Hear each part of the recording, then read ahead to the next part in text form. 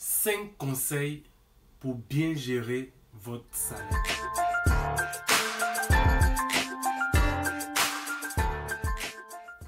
Salut, Ange Brissignaba. Sur cette chaîne, je partage des clés pour résoudre ses problèmes d'argent et atteindre ses objectifs financiers. Si vous êtes nouveau sur cette chaîne, alors ne tardez plus. Abonnez-vous maintenant. Alors, aujourd'hui, nous allons parler de la situation des salariés. Qu'on soit du privé ou du public, en tant que fonctionnaire, on perçoit un salaire. Il est fort regrettable que la gestion des finances personnelles, l'éducation financière ne soit pas enseignée à l'école. Il n'est pas rare d'entendre de la part de nombreux salariés, du privé, du public, des fonctionnaires en tout cas, je ne sais pas où mon argent rentre. Mon salaire est petit. Au 10 du mois, je n'ai plus d'argent. On ne donne pas conseil le vendredi ou le week-end.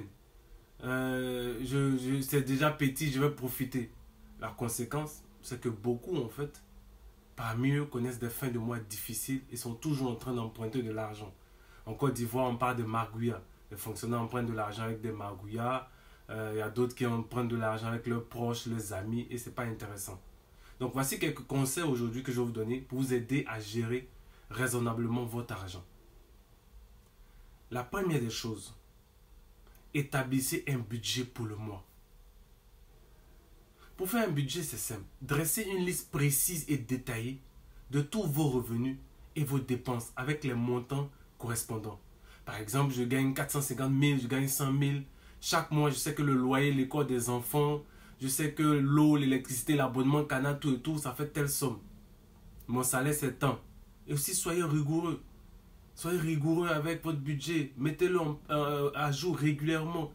Il y a plein d'outils pour le faire, pour mettre en place son budget. Vous pouvez utiliser un cahier papier si vous n'êtes pas à l'aise avec l'informatique. Vous pouvez utiliser des fichiers Excel. Vous pouvez même télécharger en ligne des logiciels informatiques qui sont gratuits. Si vous avez des moyens, vous prenez ceux qui sont payants, qui sont dédiés au suivi du budget.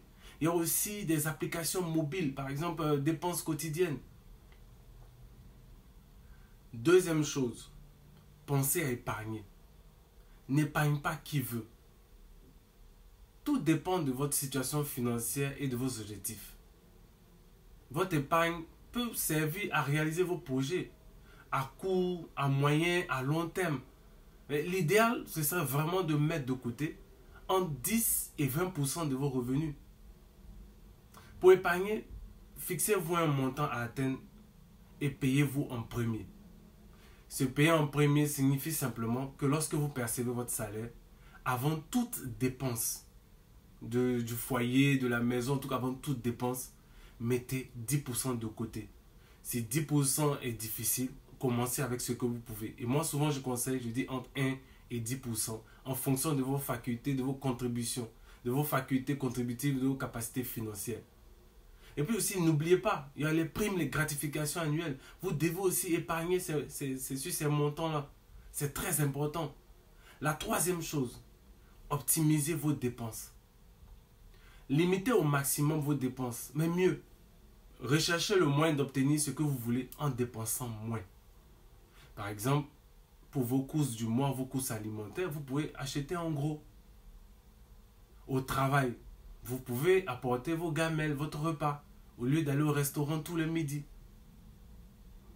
Vous pouvez aussi réduire les charges de loyer en habitant dans une maison qui correspond à votre capacité financière. Par exemple, en Côte d'Ivoire, au lieu de chercher forcément à habiter à Cocody, Angré, Riviera, vous pouvez habiter là où ça vous convient en fonction de vos moyens. Apprenez à comparer les prix des abonnements, les prix des produits et services.